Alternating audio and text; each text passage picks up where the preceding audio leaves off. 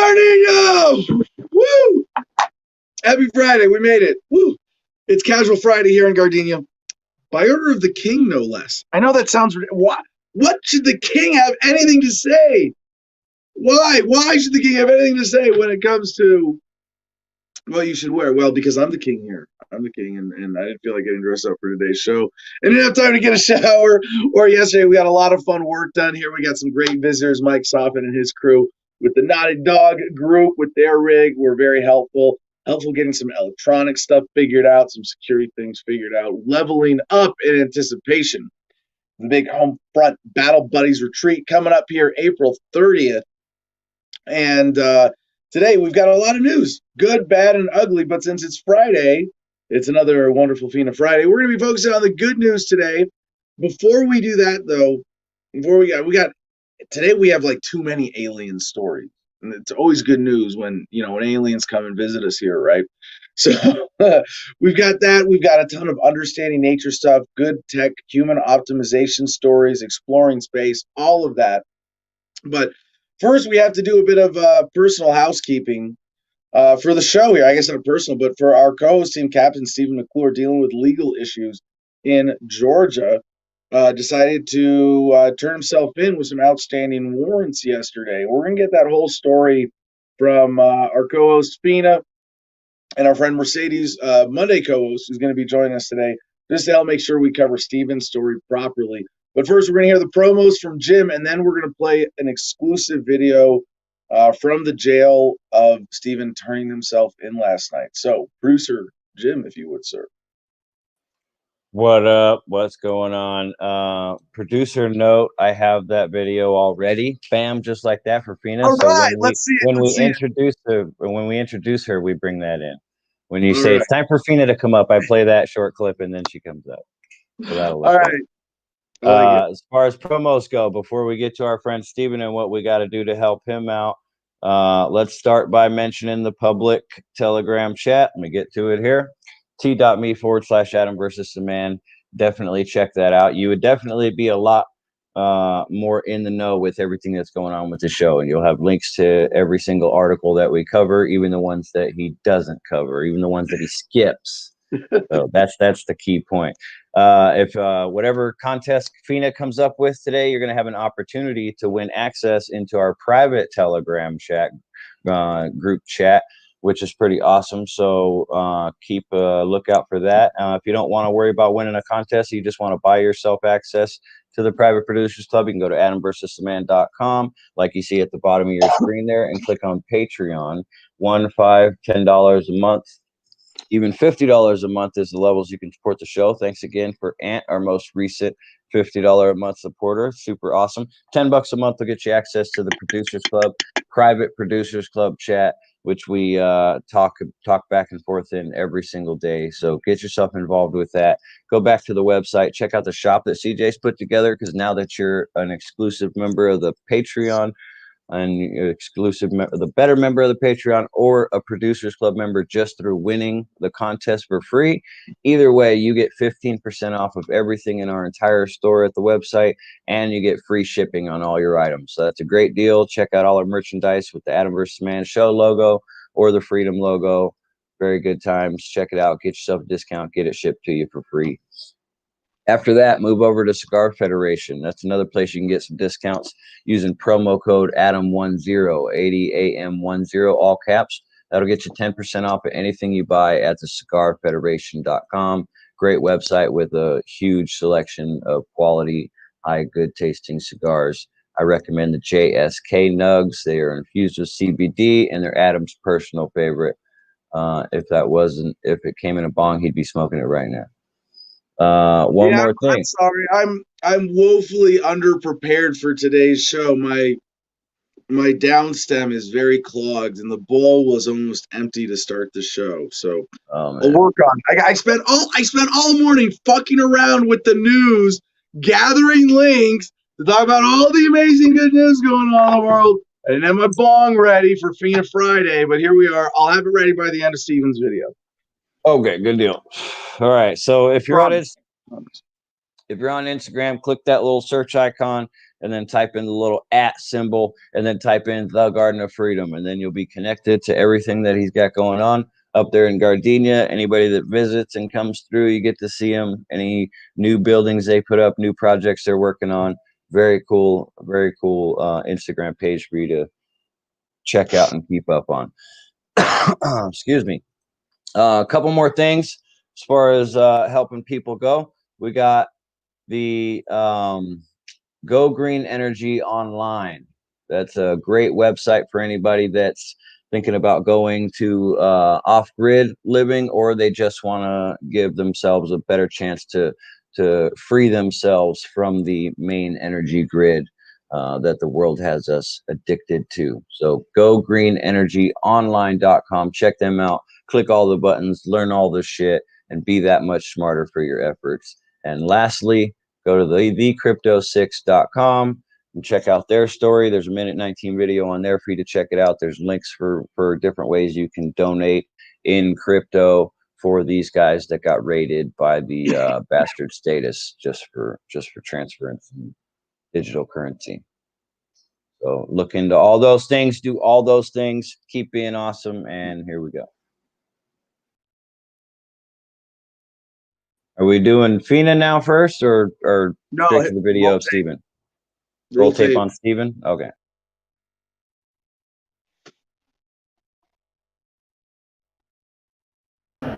My name is Steven, S-T-E-V-E-N, Muffler, M-C-C-O-U-R-E. I spoke to,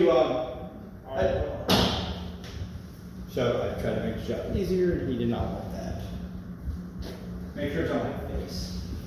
Oh, by the way, due to some comments made by law enforcement, I am 100% healthy and in shape. I've got a broken femur with a reinforced rod. I've got another broken femur with another reinforced rod. All combat injuries, obviously. And I am just wanting y'all to see that if I come with a broken nose, a black eye, it was done inside the facility, potentially by a sergeant. Okay, he's allowed to stare. I mean, but yeah, this is kind of what we deal with here in Newton County. This is why I left. Even when you try to be polite to government agents, they feel like they're better than you. And I don't mean to be rude, disrespectful, hateful. Okay, here comes a deputy. I remember him. Me and him got in a conversation about who was gayer the last time I was here. Great. Can you just... No. He said that I was gay when I was in the Navy. I said he was gay because he was in the Coast Guard. He's a good dude. He's funny as shit.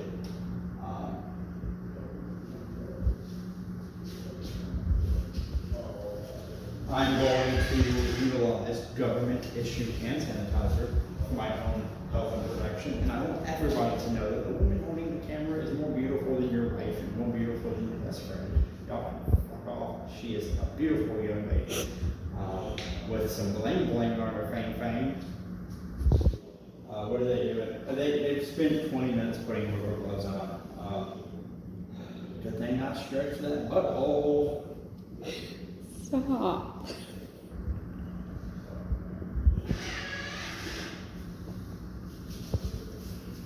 I have a feeling that they're going to make me wear a mask from the entirety of my process, which is fine. I have a feeling they're going to make me leave the second they open that door. Yeah, so do not be hostile with them. I'm not going to be hostile with them. I don't think that violence does a whole lot. There's a young lady with a taser, handcuffs. I do not see a gun, which means that she's probably not a You can see her, but you just can't see her. Like, you can see her tan pants and her black shirt. Yeah. Well, if you come over to this angle. Well, I don't want to make it obvious that I'm... No, you can videotape them. Okay, well, I don't... But she is not a road deputy. I don't see any road deputies for the time being. So we are in the age of COVID. Put the camera on me, please. We are in the age of COVID. I was told that I had the ability to check myself in. I was told that it was probably best that I check myself in because I'm considered a risk when looking for me because I have escaped evasion classes under my belt provided by the United States government when I served in the United States military special operations. not a big dude, but I know how to rumble. Not that really means anything. One of the, as I think about these things, one of the things that I'm reminded of is that violence should be the very, very last resort to everything. And unfortunately, there are some people that they profit in. So I would, Are you keeping your little notebook? Yep, so I've got a notebook. And if I have to ditch the book, I'll ditch the book, but it's always good to have paper. I've got some phone numbers here. I've got my dad's number, my fiance's number, CJ in his house. I've got my bonding agent, and then I've got my other bonding agent that are going to be processing me. Are they coming for me? Yep. Alrighty. Hey guys, how are you, sir? All right, I understand you're our next customer, right?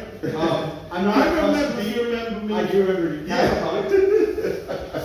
So, a lot has changed. Yeah. This is my fiance. Hi. So I am now a host on a libertarian activism show. Would you Oh. like to say anything to the libertarian activist out there? Oh no, we're here just to do one thing. If you're now, I understand you're here to turn yourself in. Yeah. Am I good to turn myself in? So yes, we have the paperwork. That's why I'm here. But Okay. part of our protocols, we gotta take temps first. Okay. All right, and then we'll just go ahead and bring you down. This way, you guys have a little extra time to talk and Is stuff. she allowed anywhere else? Is she allowed to come in this threshold? Just wait till I'm just gonna take this temp right there. Okay. Right, and then we're coming out, and then y'all can talk and stuff like that when we're on our way, because we gotta go through that parking lot. Oh. Okay. All right. Okay. Yeah. Hey, pause it, send it.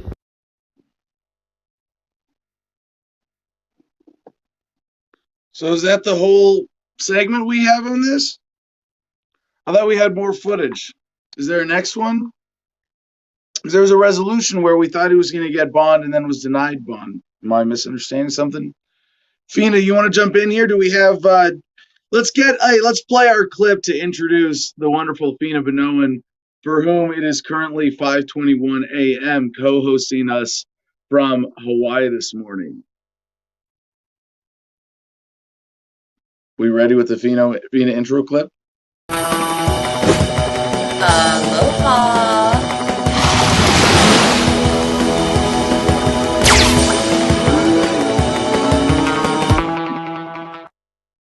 All right, beautiful. Welcome to the show, Fina. Aloha. I know before we get to all the wonderful good news today, we have to cover this difficult story with Stephen, but we saw that video. That was him turning himself in. I think it was a great example of, conscientiously doing so. He's prepared. He's got a notebook. He's got phone numbers. He's got someone recording up to the point at which he knows, we won't be able to record. And we have, we have his wife now, Jennifer, outside. And apparently she's being told, Jennifer McClure is being told that she has to wait, that he has to stay until court this morning. And that's kind of to be expected in a situation like this. You turn yourself in late at night. I would expect that they would make you wait until court the next morning. Kind of surprised he couldn't just get a court date, and that he chose that time. And I think understanding that was a likely outcome. Right. So he has gone to the bond hearing, and has been denied bond. So this isn't the exact video that I wanted Jim to play, but that's okay. It still shows what it needs to show, which is Stephen going in prepared to turn himself in. And I think it's important right now to say, as a former prison guard, and you as well, Adam, as a former prison guard, we know the process. Well, I was never really a prison guard. I just, guarded detainees and delivered them at prison a couple times when I was in deploy. Yeah, I can't claim that resume. It's a little different when it's, prisoners of war versus prisoners that are American citizens. I've spent a lot more time being handled as a prisoner than handling prisoners. Okay. Well, the important thing is that the guard on duty, the duty officer there, he was very respectful, very kind. One of the things that I thought was, kind of not really striking, but just a little unique into the life of what happens when you go into prison, how it can happen, was how this particular prison guard handled the situation. In the next video that we didn't get to see, you see Stephen walking side by side with the prison guard, and he's not handcuffed. You know, he walks in, he does get a mask eventually, but it's just done really respectful. And I like the way that the guard had explained the situation as far as like why there was no need for handcuffs, because he was coming in a peaceful way.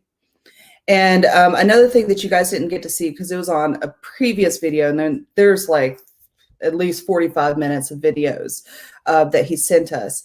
And he documents, you know, all his possessions. He documents his physical state, you know, video wise. And that's important, because when you go into prisons, you know, the main job of intake is making sure that this is setting the standard of, this is how we received you. Let's make sure you go out the same way, right? And so that's important. So Stephen is in there for terroristic threats. And from what I heard from Stephen, when he called me and told me that he was going to turn himself in on last night, was that he told a police officer to go kill himself, which I'm not sure if that's like 100% accurate, because I think that's kind of like odd coming from someone that claims to be a suicide prevention person. So I'm not really sure what the whole terroristic threats is about, but that's what he's being held on, and he has been denied his bail. And I think that's important. He's been denied. Yeah. No, that's first hearing. Going in there peacefully, turning themselves in, and on the video that I wanted to show too, it also stated that his warrant, his felony charge, had been out for almost a year since before lockdowns, like right before lockdown. So basically, as soon as he had an opportunity to, as soon as the restrictions and all the craziness of COVID had kind of like settled, he's going in there to turn himself in. And the prison guard explains to Stephen as well that it's kind of been their how they've operated this entire pandemic was to only go after the violent offenders and bring them in because of, you know, COVID protections and whatnot. You don't want to get a bunch of people in the prison system, that confined quarters, and them getting sick and dying. So that's important. What about this warrant? Did he know that he had this warrant? Because he's been arrested several times, or at least, I don't know if he was technically arrested, but he's interacted with officers who knew him by name through his church freedom activism. Mm-hmm. You know, as a pastor, having gatherings, and this is what he thought one of the charges might be related to, or that he was told, I think on the phone at one point, that he was like a child endangerment for having a kid at a church service without a mask or something like that, or allowing a child to be at a church service at all. But the terroristic threats, this is something else. This is and you're telling me this is a year old, what comments he made online or something? I'm not sure because I have what Stephen says, right? And then there's what the charges are, right? And the charges are vague. The charges are vague. It just says terroristic threats. And then there's this that you're telling me. So I'm not 100% sure why they are keeping him. So when you go into jail, right? So you can go to jail for pretty easily and be held there, detained there, pre-trial on charges. And these charges that they hold you on aren't necessarily what you're going to actually go to court for and get charged with, because while you're there, they can add more onto you. You know, that gives them time to, when you go to jail, that gives the police a nice amount of time and space to do their investigations on any other charges that they want to make against you. So just a little back story about me, how I know the criminal justice system. I've told you I was a prison guard for the military. I'm also the sister of somebody that's in jail. And my brother's been in jail since he was 15 years old.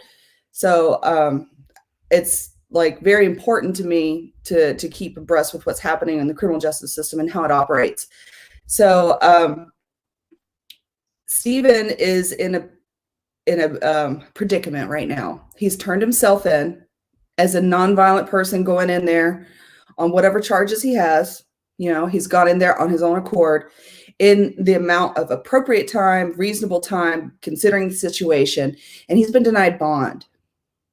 And that's what's important. That's what's important to hear. So it doesn't surprise me, given what I would expect the prosecutor to be presenting as a case against Stephen. He's armed and he speaks out against the government.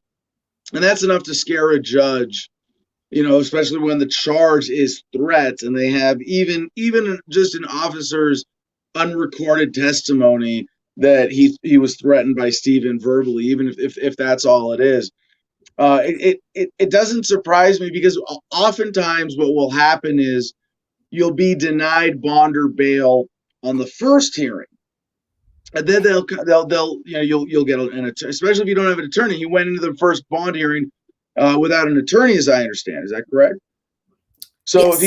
If he went in very, very, very very sort of confident and non-confrontational, and, oh, you're charging me with this. What's up? Let's resolve it. Very, very peaceful, direct attitude. And he was very prepared, ready to go, ready to be incarcerated if he needed to be. To that original question that you had about, where did it go? Head. Go back. Sorry. So it's that again. It's very unfortunate that the prosecutor successfully convinced the judge to hold him based on him being a threat, right? That's that's justification for denying bond or bail. I mean, two things: you're a threat to the community, or you're a flight risk. I don't think anything in Stephen's would give him credibility. He's not sitting on a huge pile of cash. He's not doesn't have a place in the Bahamas to jet off to, or a record of avoiding government charges or evading. But they might say, because this is an older charge, that's enough. That would be enough to trigger a judge to say, let me take this under review. There's nothing you, Stephen, the defendant, in your own defense can tell me right now in person that's going to convince me not to hold you, because if you go out and do something stupid, I get in trouble as the judge, right? So it sounds like Stephen now has to sort of escalate his legal fight to the next level of getting an attorney to schedule another bond hearing and to make the case there in a way that judge is comfortable hearing, to understand that Stephen is not a threat to the community, that Stephen is really the opposite of a threat. He is someone who is armed very responsibly and looks out for the safety and well-being of people around him. I want to roll back to I remembered, Rise, I told you to go away. But the previous arrests that he had, right, and the previous interactions he'd had with that particular prison guard that we watched, he had been arrested because someone had tried to rob him, and him and the guy that tried to rob him got into an altercation, started beating each other up. And so when the police came, they didn't know who was who.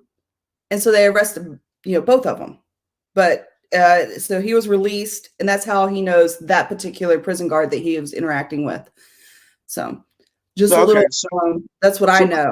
So let's play the next video, and then we're going to get Mercedes up here, and then we're going to hear the audio from Jennifer and what she's going through. We're going to make sure, it's very unfortunate timing happening, that he chose he had to do this on a Thursday night, expecting that he'd probably be out the next day, which might have been a reasonable expectation. But now, because he was denied bail on a Friday, unless he had a hot shit lawyer waiting for him to get the next bond hearing scheduled for Monday morning, which would be unlikely to be achievable anyway, possibly given the judge's calendar. Now we basically have until Monday to get him a good attorney who can go and visit him in jail, hopefully, and then figure out how to get him out on bail or bond. And while it would be nice to be able to represent yourself in that situation, this is one of those times it's like, yeah, if we got to raise $1,000 to get an attorney to do this, important legal chore and get him out as the first step in his case, or even maybe $2,000 or $3,000. I hate to admit it, but as it is, as the system works, this is one of those times where third party representing you in your defense is a critical tool in the defendant's toolkit, where here that really is might be the only one that's viable. Now, if I was there defending myself in this situation and I had the patience to sit there in jail and try a few more bail bond hearings, maybe I would try to arrange this myself and go to the law library in the jail and write a letter to the judge requesting another bail hearing and hoping that doesn't get lost on the way, and I'm able to print that out and sign it, and like all of those. Well, your day to use the law library is Thursday of next month. Yeah. So maybe that is not a viable option here, and trying to bring in friends and family members to be character witnesses to testify, but also as sort of conditions of release. It's a normal thing for a judge to want such a hearing and to want the defendant to have a lawyer to negotiate in their legalese and their process that they're comfortable with, and say, well, Your Honor, he'll wear a tracking anklet, and we believe that that's more than sufficient. Does Stephen live in Georgia? Yes. Okay. Well, okay, because I thought he was going to a different state. I thought he was going out of state, and I thought maybe if he was going out of state, that could be possibly why they denied his bond. But if he's within the same state, he has plans to come here to Arizona for the retreat. We kind of need him here for that. Or to be released on conditions of, will not talk to cops. Will not initiate, like to negotiate terms that makes the judge comfortable, saying this person is not a threat to society or a flight risk. They've been spoken to, and the judge needs to say, well, I need a chance to give him a firm talking to, and I need to, study his case and hear from the defense attorney first and get it in that language before I felt comfortable releasing him back into the community. So, shall we play the second video? Do you have that queued up with Jim? Does Jim have that one ready? It's 4 minutes, 36 seconds one. There we go. They handed him a mask. He's going to get his temperature checked.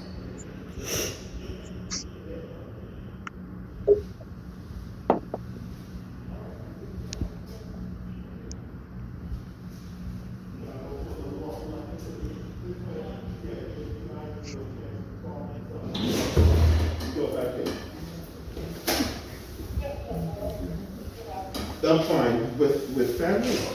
I like them to spend that time together. What was the question? Was it about restraints? So listen, we have a training, right? And so the thing is that we don't like to unless like there's like an unsafe situation. Unless there's an unsafe situation, that's the only time like you see officers on TV. We do it and everything. It's like you're not under arrest. It's just that we don't want anybody to get hurt. Okay. Look at. Sorry. We don't want anybody to get hurt. You don't care about bugs though. Yes. So that's why. So, but the thing is, we can. Every time someone turns himself in, yes. Can we put cuffs on them? Yes, we can. Do we have to? That's an individual by individual thing. I know you from before. Yeah. I don't remember anything cross about you or anything like that. So I'm fine. Yeah. It's just about being human and human dignity. Every time that I've been in the Newton County Jail, it was either for a time when somebody tried to rob me. Yes, sir. And I fought them back. Okay. And when everything went down, the deputies weren't aware that I was the original victim, and all they knew was some dude had a broken arm. Okay. All right. Yeah. And then the second time, and the third time, and the fourth time, and now the fifth time has all been because of activism.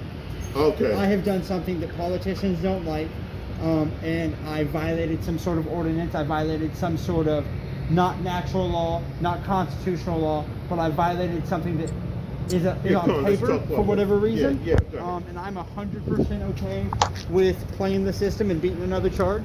And at some point, I'm gonna have enough on my grounds that I can have a lawsuit, and you will no longer work at the Newton County Detention Center. You'll work at the Stephen McClure Skate Park facility. I don't give a damn. You're ridiculous. Okay, well, listen, I appreciate this. It's the thought that counts, they say, right? Yep. So, but anyway, yeah. So listen, I like you guys just to be able to talk, Okay. right? And you know, but while we're on that, we're going to go down that way. You know, you see, we're doing. Unfortunately, business is booming. Okay. So, and I had a question. There was a very long series of conversations that took place to find out if I was allowed into the facility due to COVID. And okay. you're only taking felonies, correct? So, here's how that works. The sergeants are briefed. Initially, there was about like 7 or 9 charges. It was the things. What time was this? Of course. Was this when April of 2020? COVID first started. So like March of 2020? Back or maybe a little before then, right? It's crazy. I It's can't been remember over a exactly year. when. But yeah, so there was like, of course, rape, murder, child molestation, all of that stuff. Okay, no. Stuff that would be forcible felonies. So now, anything that has to do with like violence or whatever, and then also, here's the other thing. It's a case by case thing, because let me tell you something, Stephen, and you probably know this. People who know how to play the system, when they do something and they're like, uh-oh, I'm not going to jail for it, and the state trooper has to release them, they go out and keep trying to do stuff. Yeah, You can't. that makes sense. So, guess what? That kind of person, we're not going to stand idly by until somebody gets hurt. So, we're going to bring that person So in. if somebody was habitually doing a misdemeanor So, of with no victim, would you take that person in at some point? that I don't know. That's above my pay scale. It's the sarge that they call, Yeah. and that makes a decision. Okay. So, listen, so this is where you We're guys good? say goodbye, okay? Hey, I love you. That's above my pay scale. Of course it is. So this is interesting, discerning whether or not he's facing inevitable incarceration for this felony charge. But let's get Mercedes up on screen here. I think she has something to add, perhaps about the legal technicalities of this and what Jennifer is dealing with before we get to the audio from Jennifer. Yeah, Mercedes, are you there? Hello. Yes, hello. Hey, Matthew and Cora welcome. just came home to drop off gifts. We're having some stuff going on. Oh, my hair is a mess too. Some stuff going on in our own personal lives right now, which is meaning that I'm multitasking. But yeah, so remember, I'm not a lawyer. This is not legal advice. This is just my perspective. And also need to remember, I go worst case scenario, especially because I've mentioned this in another chat just not long ago. I think it was today. This morning, I got up at 5. It's been a long day. They just, oh, good morning, Retribution. They just, in my area, just got a grant for law enforcement.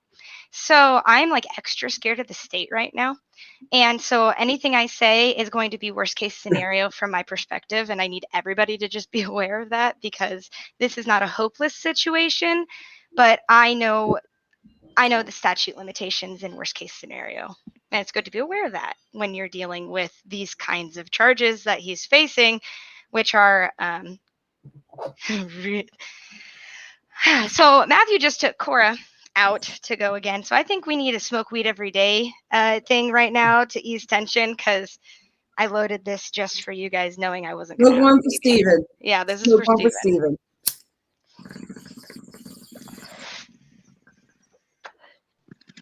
Weed every day. Smoke weed every day.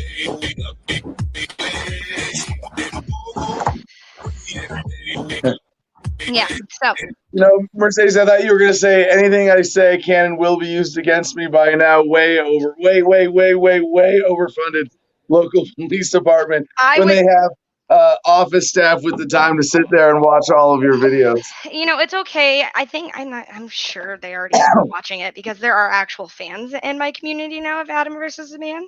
Matthew was out in the community and saw somebody and they're like, hey, you worked with my husband. I watch your wife on TV. And I'm like, what is happening? This is TV now. It's TV now, the internet. We just call this TV. I have a TV show on the internet. Sure, Independent yeah. journalist. Cool. That I don't know what's going on in the world right now. What I know is that this candle smells decadent. Thank you. You know, I sidebar on my little rhetorical nerdiness there. Television, right? Like, we should have used that more inclusively to include like all broadcast transmissions of video format. But it's coming to be like, no, oh, that's just the internet. That's not TV. You used to have a TV show. Now you just have a podcast with video. Oh my Lanta. Evolution of technology is fun to witness when you take a step back and appreciate where we've come from digitally and with entertainment. So this Steven situation is definitely a pickle because so knowing what I know about the government, because we all know I love to watch the government, what's going on with national security and stuff. So this is all, what I'm going to say has all been public knowledge. You can go watch it on C-SPAN in the archives. And I've actually been sharing it on my Facebook page. Because it's good to be aware of how people view you and your beliefs, especially when they can be viewed as extreme and used against you, like what's going on now. So, I don't know what else I can say other than fuck. I have 2 different cups of coffee even going right now. Just what I've witnessed and what I know, and I've known Steven for a while now, actually. I met him online. He was part of the Big Igloo movement and like kind of progressed through it and whatever. Obviously, he's got the flag and stuff. He loves his guns. We all know that. And being someone who also in the libertarian movement is in that part of it because I love my guns and AIRs, but knowing where the laws and boundaries are and watching Steven grow up in the movement with us, I can see where these charges would come from, especially if somebody's going to try to agitate them out of somebody or use beliefs against them. So, because it's about staying peaceful, the non-aggression principle is what keeps us safe from the government. No, and in that sense, I want to say that Steven, I have no doubt in his faithful adherence to the non-aggression principle, but I do doubt his faith to use language that gives other people that same confidence. That's what I mean. And this is why I have so much, why I'm a rhetorical stickler. Mainly for myself, to make sure that I'm communicating what I want, but that I'm not, if I'm using flowery language or vernacular turn of phrase, that I'm going to make sure that I am very clear in my intent, and that I never, for the sake of humor or sensationalism, veer into a language that is more aggressive than what I would intend. Yeah. Which is, of course, aggressive in the bigger abstract. And Steven's still working on that. He still talks like he's in combat sometimes. And that's just it. That's where they got him. Is he's a vet and he was programmed to think like that so he could survive. And there's no deprogramming for that unless he finds a good group of people that can de-escalate that. And well, there is, but it takes years of personal, deliberate effort, and yes. I think Fina could testify to this as we have gone through our processes as vets parallel. That it's because we didn't see that as the target. I need to talk less like a vet or like a combat vet, but or like someone who just, even if you didn't have the military, combat arms side of the experience, just being in the authoritarian command and control structure organizationally of, you signed a contract with the government, therefore I am the representation of that government because I outrank you and you will do exactly what I say without question, instant and unquestioning obedience to orders, and that I now have to have that mentality. Yeah, everybody in the military has that attitude, up and down, and they raise their families like that too, by the way. Because I was in the military, but that's how I was raised. Authoritarian, anarchist, authoritarian is very weird.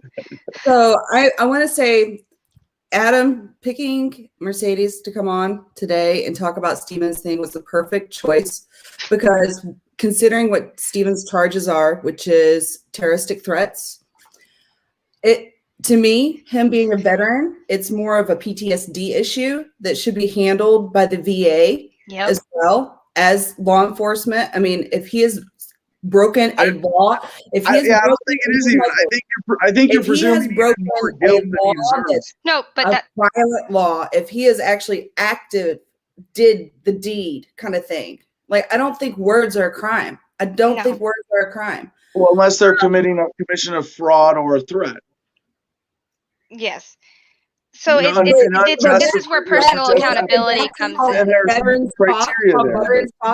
Veterans talk with some harsh language. Yes. I mean, I can snap onto my veteran language or my military language at a drop of a hat. You know, if I get upset, if I get in the fiery moment of things when you're in an argument, and it's not necessarily friendly talk. And for someone to openly talk like this, it means different things to people. So, all right. So this week I was watching another podcast, right? And it's another libertarian, and his name's Josh Smith, and he's just started. He's just started, but he's a veteran too. He's a veteran too.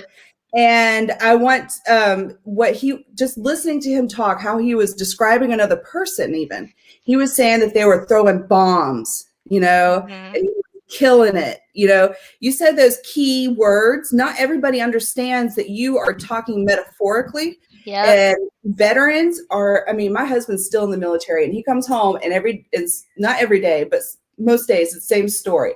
It's fuck these guys. They want to play fuck games. I'll throw these motherfuckers kind of thing. You know, just it is fucker fight Friday. So. But you know, I don't even. That's the story. It doesn't matter where he's working in the military. It's just, you know, that's a constant bitch. But that's your daily grind kind of style, you know. And it's just not everybody understands that when you get out of the military, you have to change your language. You have to change how you talk to people, how you interact with people. Even like, you can't just tell somebody, call me. That's a command. That's a command. People don't respond to commands. People respond better to,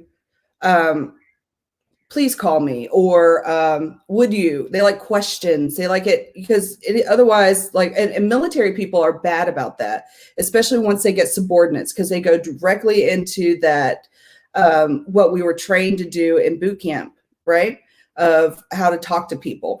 And I think that having Mercedes here and talking about it as a form of communication and a way that, you know, and that's what his charges are, terroristic threats. So it's communication. And so he's talking about, like, you know, people talk differently.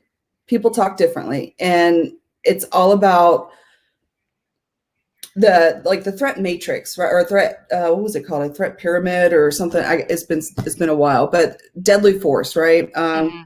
Like, there's got to be opportunity, capability, and intent, right? And, you know, Stephen, when he talks like that, he's building the triangle. You know? He gets real close to the line and he goes over it. And that's the problem.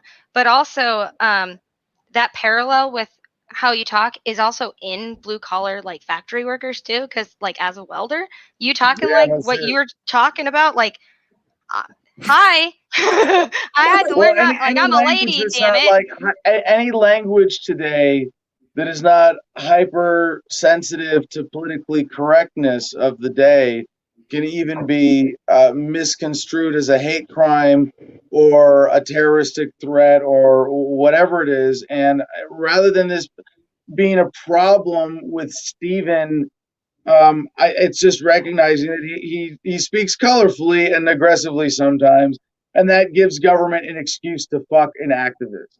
And that's, I think that's a simpler narrative, right? It's really important. What I'm trying to explain is that what they conceive as a threat, I don't believe it was necessarily. I don't even think that he would have told someone to go kill himself because he is a prevention coordinator. Well, it's like, yeah. No, this is getting into the I don't want. We could spend the rest of the speculating on this, and I think Steven would want us to spend the rest of the show getting on the good news. I think we've covered everything we need to, except for the audio from Jennifer. We want to do that and give her the last word on this segment. I think that to just wrap this up, though, because what those charges are that we saw initially might be something that is like negotiated down to misuse of the internet misdemeanor $100 fine. We just started with something really exaggerated. We don't know. There are a ton of unknowns in this. We generally think we know about the circumstance that we're going to be working with Jennifer over the weekend to make sure that at least by Monday, if assuming Steven is still being held, that he has an attorney there. We're going to make sure that he gets at least, a little bit of money in his, like, $20-$40 in his commissary. So the first chance he gets, if it's helpful, he can order, snacks and basic supplies. But ideally he gets an attorney that can meet with him or even write a letter to the judge and get him out on bond or bail to deal with this. But who knows? He might decide, like, no, now we get to see the documents of what their whole case is, and it's bullshit. And he's going to stay in jail like I did and refuse to leave until they let him out with a piece of paper that says, yeah, sorry, we screwed up. It could be, as positive as that. And just that I'm referencing my case in New Orleans. I just told the story I have in a long time about being in jail for 3 days just to be a pain in the ass. I'm not going to sign shit. I'm not going to fingerprint. I'm not going to photograph. Because I know that this arrest was bullshit until you let me out. I'm not saying that maybe it's too late for that exact strategy for Steven at this point, but we're going to be working with him and Jennifer over the weekend to get this figured out, and we will have a much clearer update, at least, of what's going on Monday. And Mercedes will be back. Correct, Mercedes is co-host for Monday. Yeah? Actually, I needed to talk to you about that. So, all right. After the show today, we'll get into that. But one way or another, we will have a full update on Steven on Monday. So, and any final thoughts before we play the audio from Jennifer? Then, only that I hope that the truth is told and that they don't try to find a scapegoat to pin things that don't belong to him on him. I don't want him to turn into a martyr or scapegoat. We don't need this as a country. We don't need this as a movement. We need justice and liberty and just communication. Okay, we just got a message here from Jennifer in the chat on Telegram. I think she'd be comfortable with me sharing this. She said, I've spoke with both Steven's dad and mom.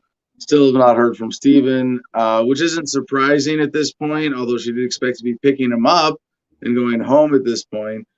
But, if he's processing into, somehow doesn't have regular phone access, that's not in and of itself shocking. So she's heading back home. As she said, this is a heart and stomach wrenching drive, 2.5 hours. Those positive vibes Steven asked for, I need them bad. So without further ado, Jim, if you have it, can we get the audio from Jennifer, please?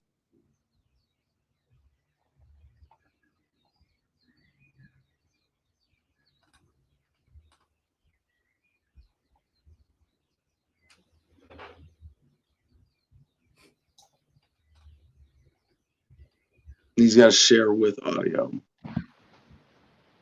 Is there an encryption, though, in the messaging that won't let it play through StreamYard? Yeah, and I get the audio there. It shows playing on it wasn't playing audio. I clicked the share audio button, so I wonder if Telegram has something that stops it. I don't know. Have we not done that before? Not through Telegram. My guess is that there's an encryption privacy blocker thingy because internet and aliens. Could be. Well, no, because it played the video, and I downloaded that and played it through something else. So can you download the video or the audio? I was trying to find a way how, but I couldn't figure it out. Why don't I just play it on my phone? I was just gonna. Here we go. There you go. We had the same brain nugget. Got you. Ooh, birdies. Sorry, I stopped. Yeah, with Hawaiian birds in the No, I background.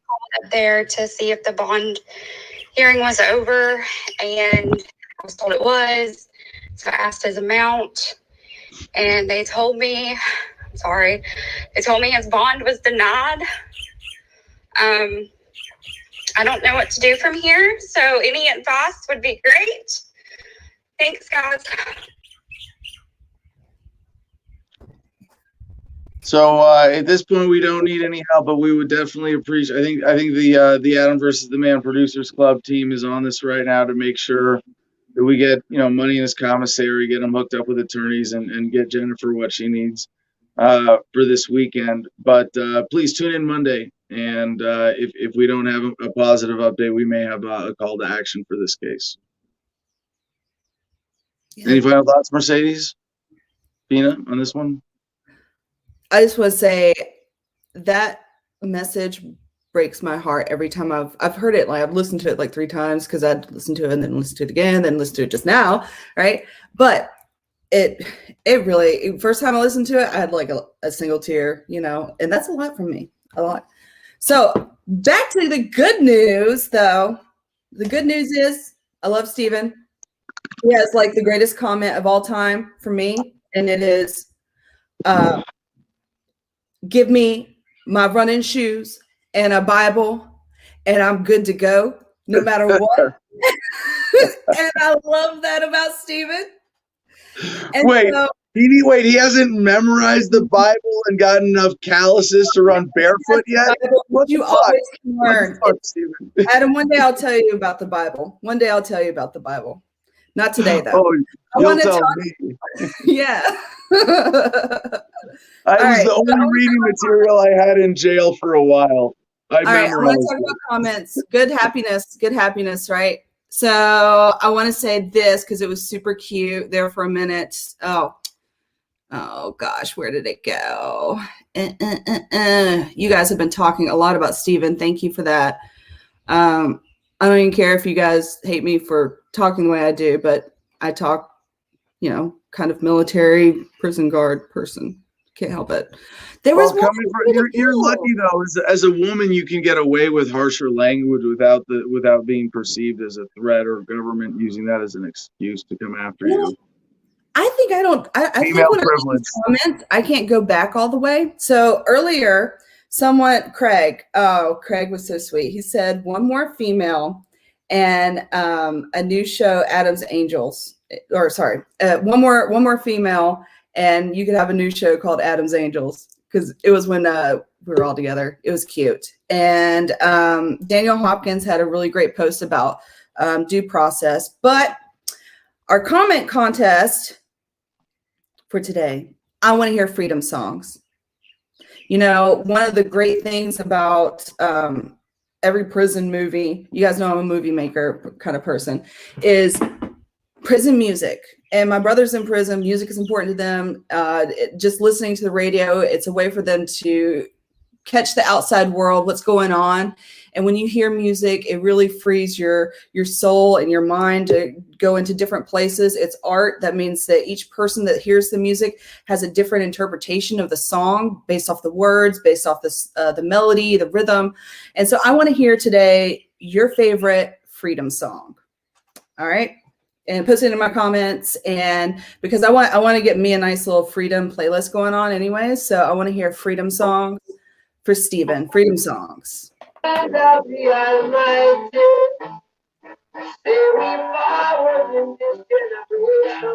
hear that all right?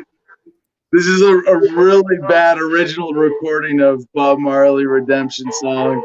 I was trying.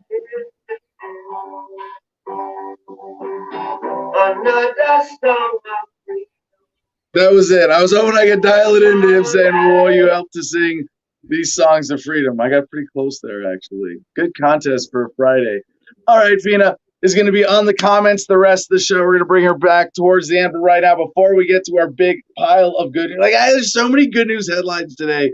It's like, we still have to do 2 special segments for this Friday show. I mean, the title is "You Can't Handle the Good News" because I couldn't handle putting this all together this morning. But before we do that, we have a quick update from Jay Nygaard. the turbine guy who was here last Saturday got the turbine installed. You've seen some cool footage of that. He's got, I think, let's see, with the clip, Jim, can you pull up the clip he shared with us? And then get Jay on screen here as well. This one's, I don't even have this one ready. Hey, welcome, Jay. Welcome back, Jay. We have the 1 minute drone footage shot. Jim, do you have that link queued up? It was the last one I sent you on Telegram. There we go. Check the mic and make sure it sound right, boy.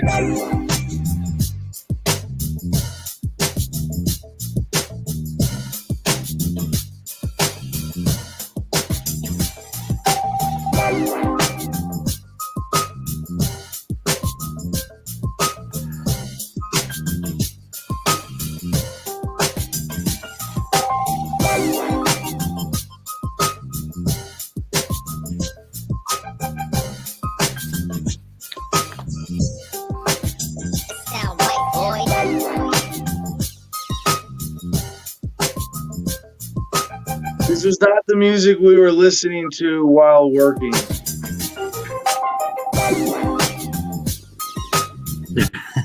It's like the flag raising at Iwo Jima, but a lot more righteous.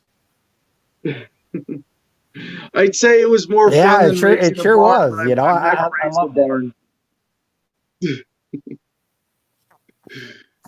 Cool. Well, I'm having a few technical difficulties with my Wi-Fi here, so if there's an issue, it's because of that. But we'll forge ahead.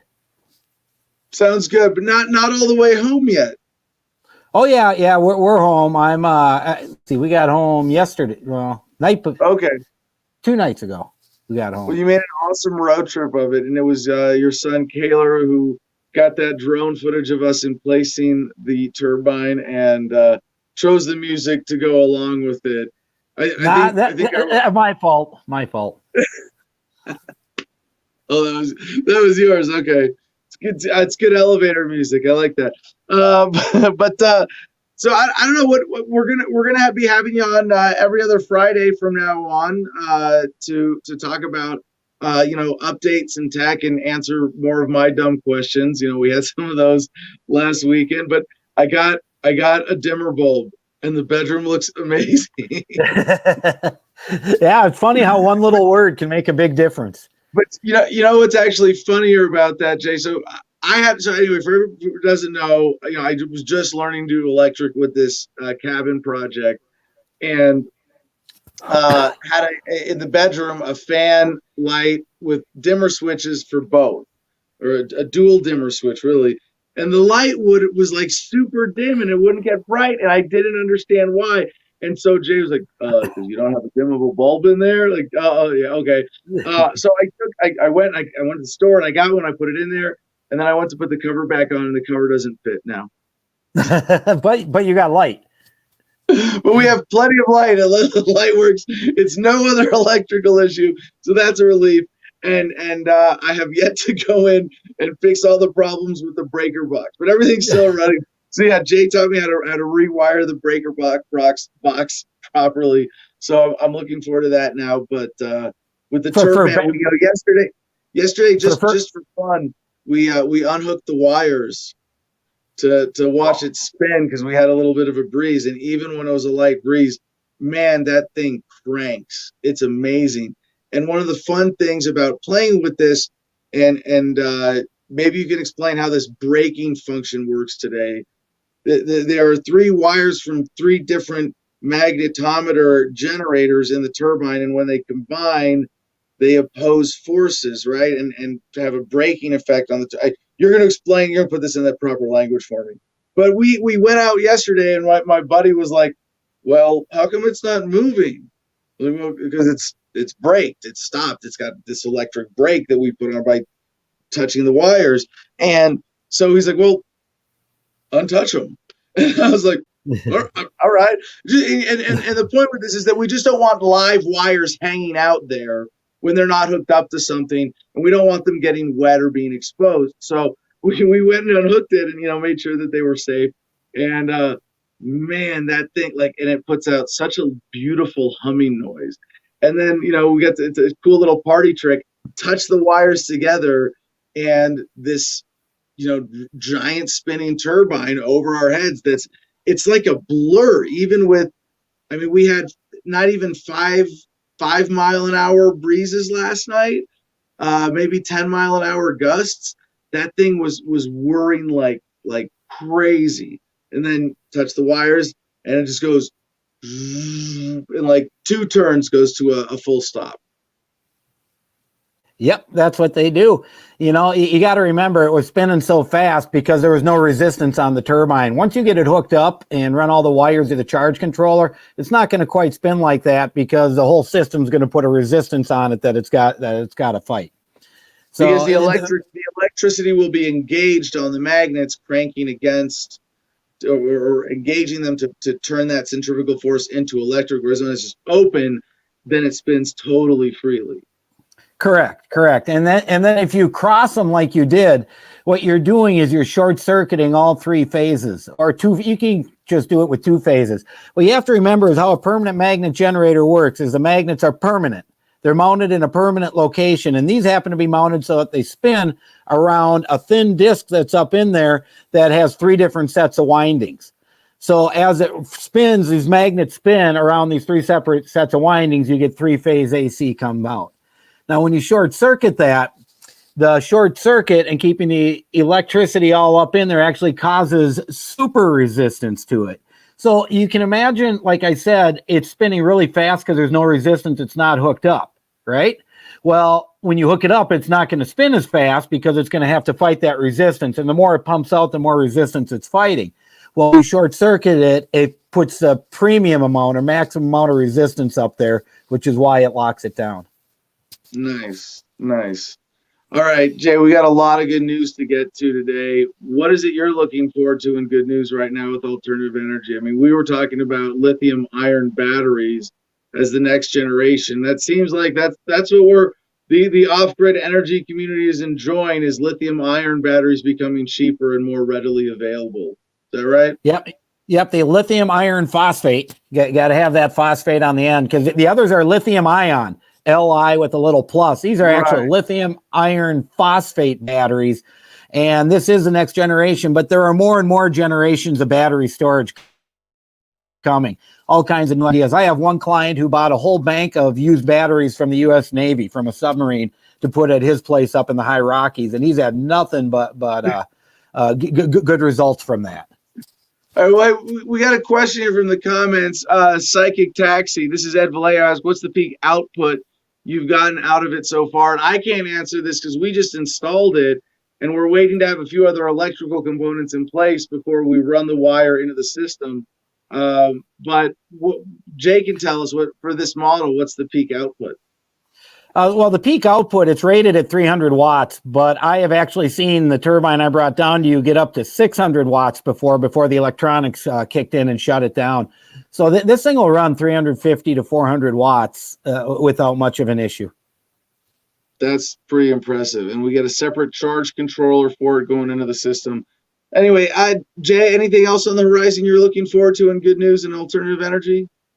Well, the best news is when you get that damn thing hooked up and we get a video together about that, so we can show some actual numbers and show to people, look, this damn thing does work. Maybe you need it too.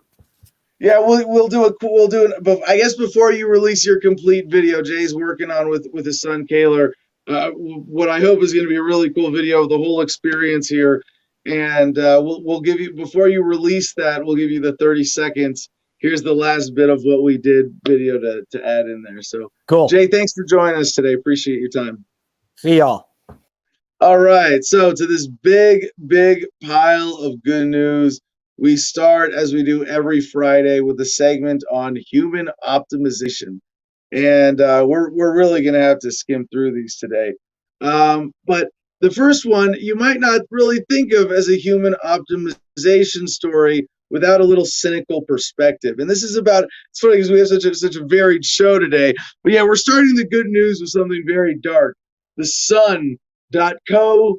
Good night, Phil. Prince Philip dead, age 99. Queen's deep sorrow. His beloved husband the Duke of Edinburgh dies at Windsor Castle. Now, I would never want to celebrate human death, but when it has such a potentially positive effect for humanity, and I don't want to say that of all the monarchs of the world, Prince Philip is somehow uniquely evil or a threat to human life, but for all the ways that the royal family, the firm, perpetuates injustice rather than resolves it or addresses it, the maintenance of the monarchy, of the incredibly unjustified concentration of wealth and power that it represents. One more piece of the wall crumbling is not something that I'm going to cry over. And I read some of the coverage of this, and there's not much on anything that inherently changes because Prince Philip has died. But as the husband to the Queen, it is that she is she's now single. Prince Philip, who's been the Queen's rock for 73 years and helped forge the royal family's path into the modern era, died aged 99 this morning. The Queen has expressed her deep sorrow after her beloved husband, the Duke of Edinburgh, passed away peacefully at Windsor Castle. And I feel nothing but genuine empathy for her and for his family and for losing him. But when I get a lot of buts here, right? But when I look to what this represents for humanity, a changing of generations. The tragic news is a huge blow to the Queen, with the Duke widely known to be the backbone of the royal family. Oh, the royals lost their backbone. Definitely not going to cry over that. Just after midday, the Union flag was lowered to half-mast outside Buckingham Palace and on public buildings across the UK as the world mourns his death. And similarly, for the sake of John McCain, the man himself and his family, as I felt for his passing, nothing but sympathy, I still see it as a good sign for humanity that those who represent the more evil elements of the old ways are finally taking their turn to fully step aside and allow for the ushering in of a new era. And actually, I would prefer that they never had to die in order for this process to happen. I don't think they do. I hope that all of us who are alive today can live to the point of longevity, escape velocity, and to at least never die of old age, if not achieve actual mortality, but to be able to change and adapt and apply technology to live better, have better understanding. And with an understanding of history, I think we can appreciate the reality of what this represents for humanity and the royal family, rather than those who would have us see it through the lens of their monarch worshipping biases, to put it gently. GoodNewsNetwork.org. Now we have some a little more conventional human optimization stories. A morning cup of coffee not only charges you up, but the leftovers have reinvigorated forests. Jolt of coffee in the morning sets the world's workers right, but a new study shows that for trees, a bit of caffeine is just as good. So I put this in human optimization because it's really about human habits, humans interacting with nature. Although I need to find, maybe today's comment contest should be a new way of categorizing the good news on Fridays from now, because we do 5 segments: human optimization, tech innovation, exploration, aliens, and understanding nature. And I have some stories where I'm like, well, there's an element of exploration of space, but it's also understanding the nature of space. I don't know what segment this goes in. Maybe like the space segment or the exploration segment could just be named space stuff that doesn't involve aliens, and then we have the aliens segment, which might not necessarily, it might be aliens here on Earth, it might be lizard people, it might be ancient aliens for all you know. So yeah, Johnny Meyer, 5 great topics. I think it's a fun way to organize the good news. I really like the human optimization concept and looking at tech innovation, but there's a lot of overlap today. And we're gonna end up like we are an hour and 10 minutes into the show already as of now, and we are going to have to breeze through these headlines, but you'll see they are fun to organize like this. So tropical forests can regrow much faster when running on the caffeine from coffee pulp, a waste product from coffee production.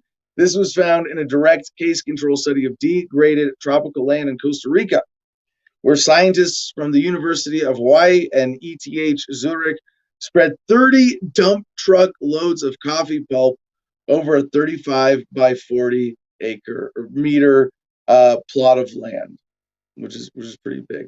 All right, Newsweek, and this has led some to theorize about Prince Philip's death. Did he run out of babies to eat? Gold-plated babies, of course. Can blood from young people slow aging? Silicon Valley has bet billions on it. Amazing. I mean, think about that. The Spanish film Grifols helped set off a kerfuffle last year when it, along with other films, offered nearly double the going price for blood donations. Sorry, Spanish firm, not film. Double the going price for blood donations for a COVID-19 treatment trial. Brigham Young University in Idaho had to threaten some enterprising students with suspension to keep them from intentionally trying to contract COVID-19. The trial failed, however, and now the Barcelona-based firm is hoping to extract something far more valuable from the plasma of young volunteers, a set of microscopic molecules that could reverse the process of aging itself. And that is where the Fountain of Youth search is at today, re-engineering our blood. There's a lot of stuff I've looked at in this where it's, and I studied molecular biology briefly, undergrad, and the way that DNA replication works and the telomeres as the end of your DNA chain, representing sort of built-in degradation function in your cells that could hypothetically very easily be engineered, of course, very easily once we figure out how to do that. Good News Network, in 24 years, California has cut toxic air pollution by 78%, resulting in 82% fewer attributable deaths.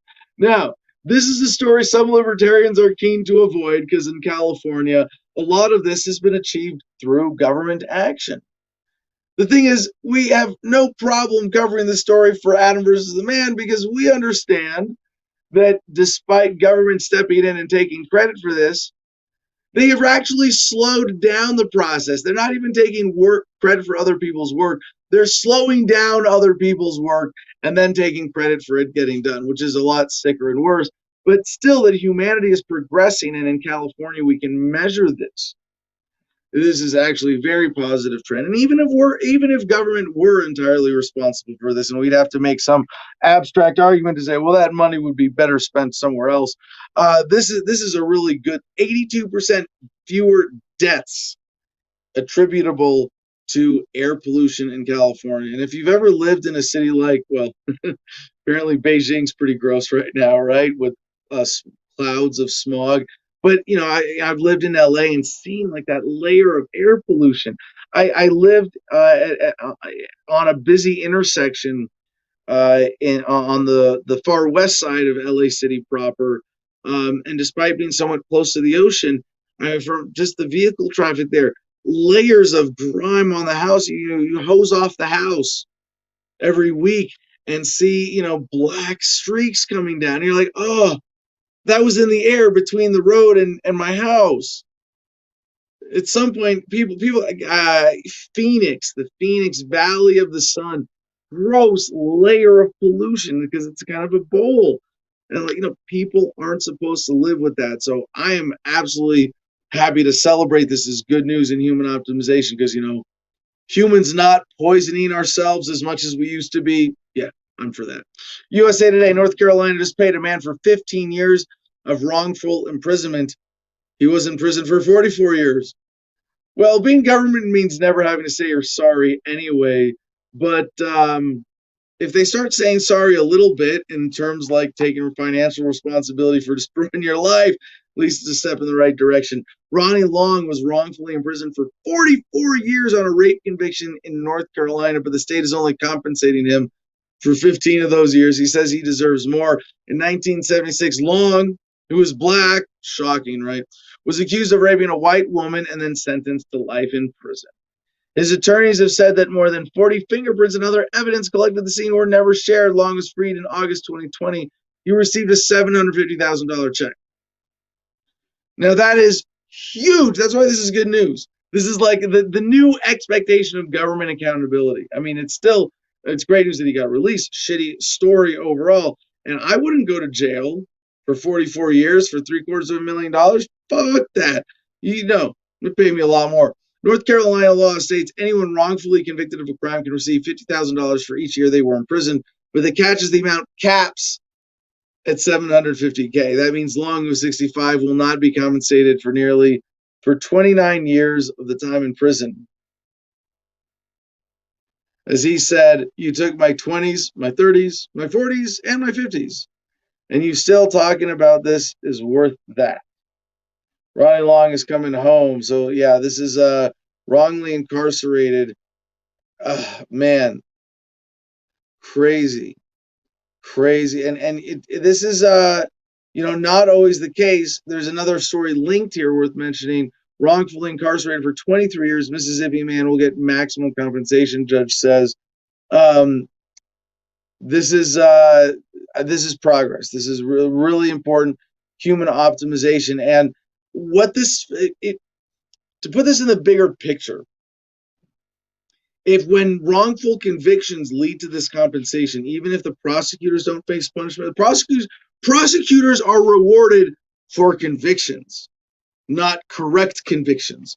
They are not punished or personally held accountable when it is found later that they did, well, unless they did something specifically criminally liable that threatens the credibility of the system itself.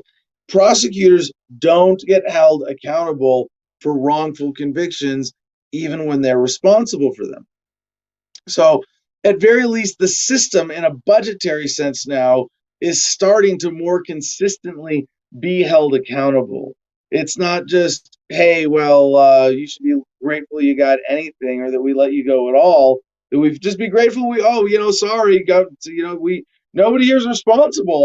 We're the government, and that happened a long time ago. All the people who worked here and decided to lock you up for life, they're all gone. But have a nice day. And it's better than being, kicked out the door with a sharp stick in the butt, or a stick in the eye, poke in the eye, whatever. Yeah, the thing. But with getting compensation, at very least, there's an expectation that the system itself will be financially liable for wrongful convictions, for unjust imprisonment, for wrongful detention.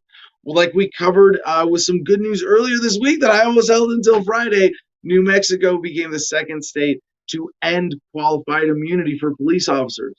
That's huge for reducing the viciousness of the police state. Speaking of reducing the viciousness of the police state, the next story is a fun one from thedrive.com.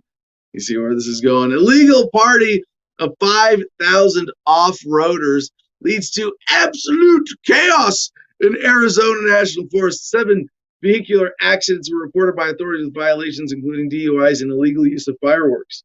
Now, the crazy thing is, I don't say the crazy thing. We could rewrite this entire story, and I hope Peter Holderith, who wrote this for The Drive, sees or hears this segment of Adam versus the Man and realizes what a Karen he sounds like. Illegal party of 5,000 off-roaders leads to absolute chaos in Arizona National Forest. Did you sensationalize that, or was that from the police press release about this? No. Spontaneous gathering. Like, this is not an illegal party because they're not charging entry. They're saying, hey, you have a right to go camp here. You're a fucking American taxpayer. It doesn't matter. You don't pay taxes. Even better. You're an American citizen. You have a right to come and use your national parks. You have a right to use this land that the government claims is for public use. And if we all go at the same time and it's a party, not just a bunch of people camping out by themselves, then we collectively have that right. We don't need permission. And that inherently, people being where they have a right to be cannot be illegal except by some stretch of some code violation or some bullshit unjust law that has no legal, natural law, or constitutional bearing whatsoever. And unjust laws should be disobeyed. And as Johnny Meyer points out, peaceful assembly is still illegal. Yeah, right. The First Amendment does not give the government the right to determine the virtuousness of your gathering. You have a right to peaceably assemble, period. I mean, there's more to the sentence. Petition grievances and all that.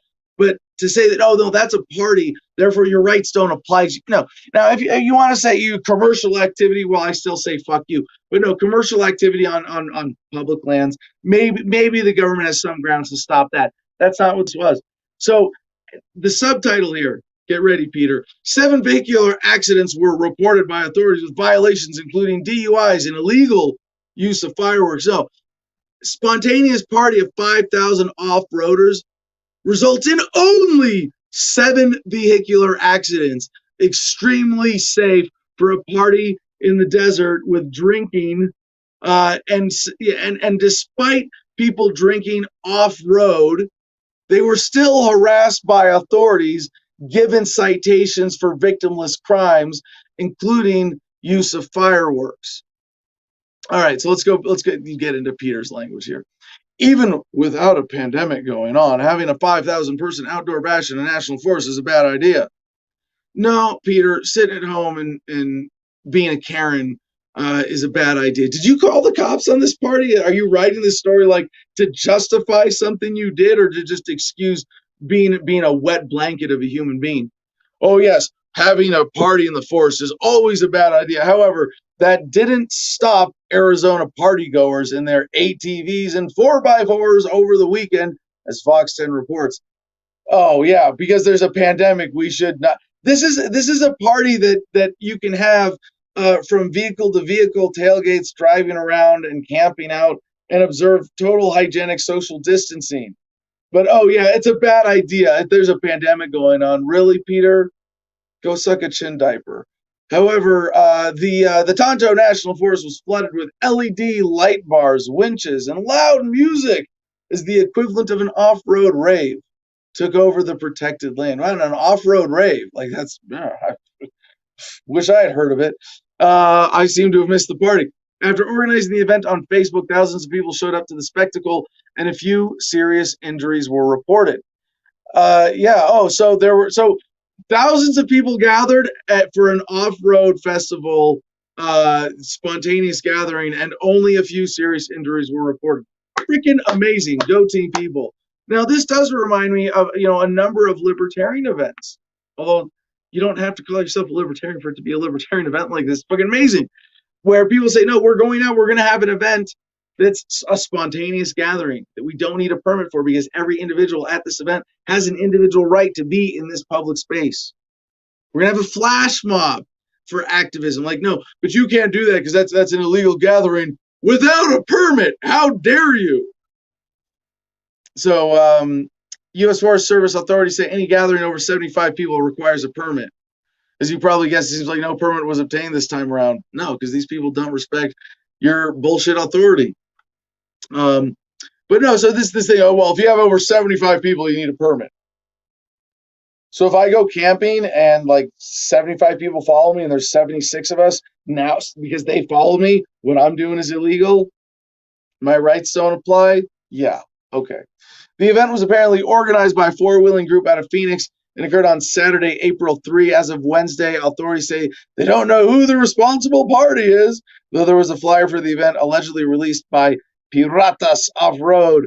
The flyer indicates that anyone who wanted to come was welcome, which is likely why 5,000 people showed up. There was a band, a DJ, drag races, and of course, drinking.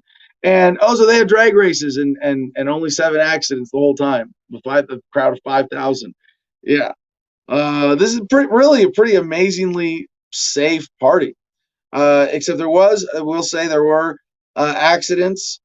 Two ATVs collided, led to a rider being airlifted to the hospital. It's very unfortunate, but for an event of this significance, not that bad. And in insult to injury, there were 7 total accidents involving off-road vehicles, and authorities claim several other 4x4s were reported stolen.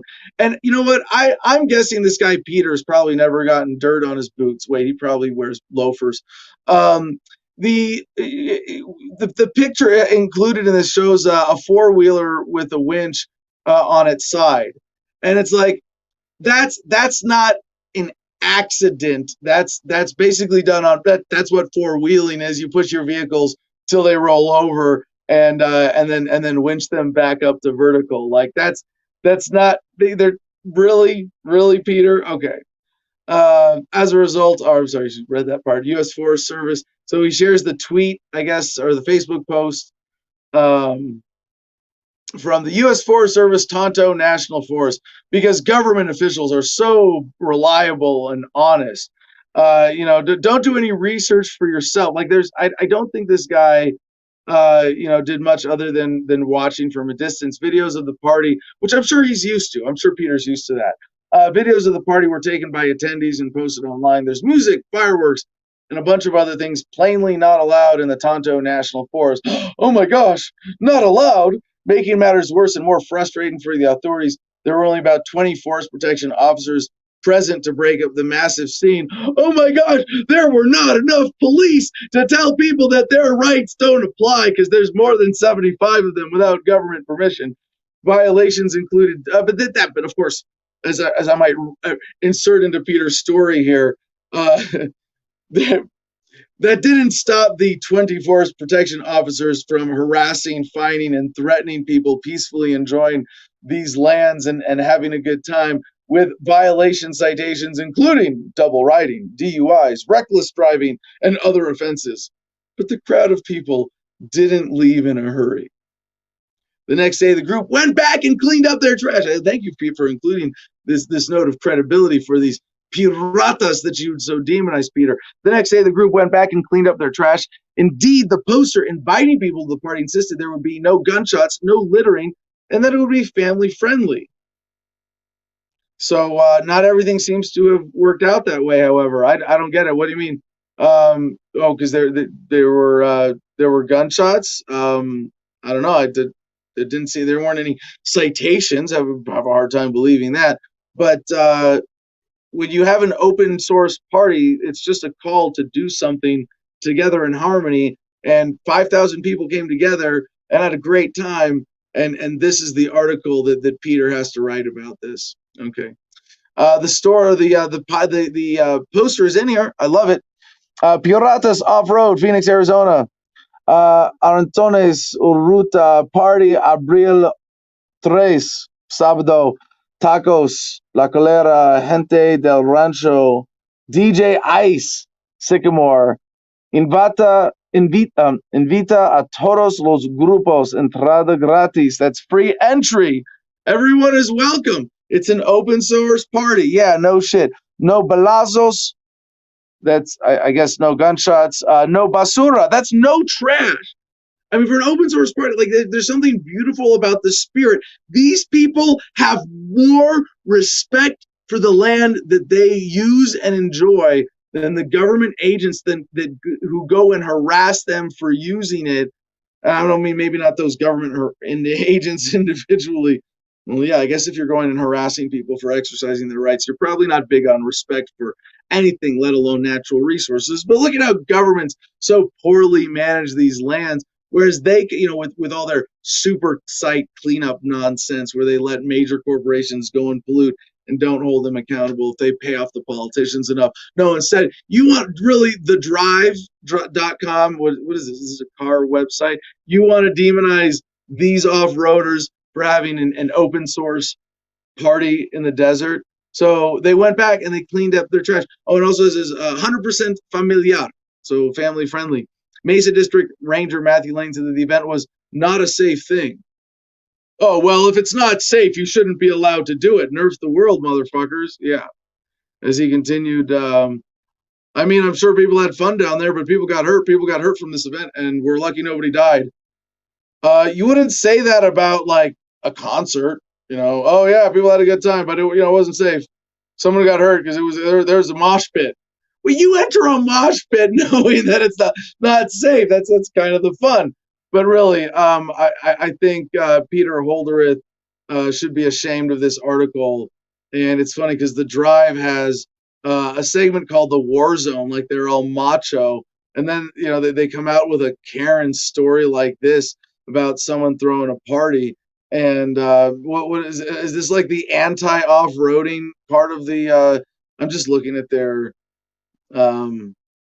just looking through their website. I've never been to thedrive.com. I think I've seen a couple like high-tech vehicle stories from thedrive.com over the years in some of our Friday shows, but I hope that that Peter and maybe thedrive.com issue a retraction for taking such a pro-government, anti-people, anti-freedom, anti-human rights editorial slant with this article. All right, now that we've spent so much time on that, now we have to really skim through so many good news stories. And I got to remind you, they are in the notes at t.me/Adam versus the man. GoodNewsNetwork.org. Amid the green funeral movement, scattering ashes ensures these forests remain pristine forever. Love it. More conscientious about death and burials. Remember a couple Fridays ago, we brought you the stories of coffin mushroom growing things that turn your body into mushrooms. That's a pretty cool way to go, right? Also, goodnewsnetwork.org. Parole officer empathy training leads to a 13% drop in offenders returning to jail. Now, that could just be in them going, hey, you know what? Maybe I'm not going to be such an asshole to these guys and send them back to jail any chance I get. It could be just that, but I think that's a good human optimization story, right? CNET.com. Elon Musk's Neuralink reveals monkey playing Pong with brain implant. Yeah, we're there.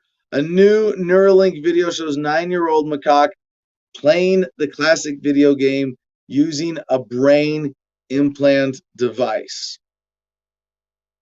Welcome to the future. Yeah.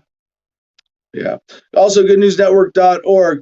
With time to pursue new hobbies, 6 in 10 have leveled up, and 40% think they'll make money from it. Now, as a simple story, people mastering their hobbies, a few people being able to create businesses from home, selling things, just a nice little side feel-good story.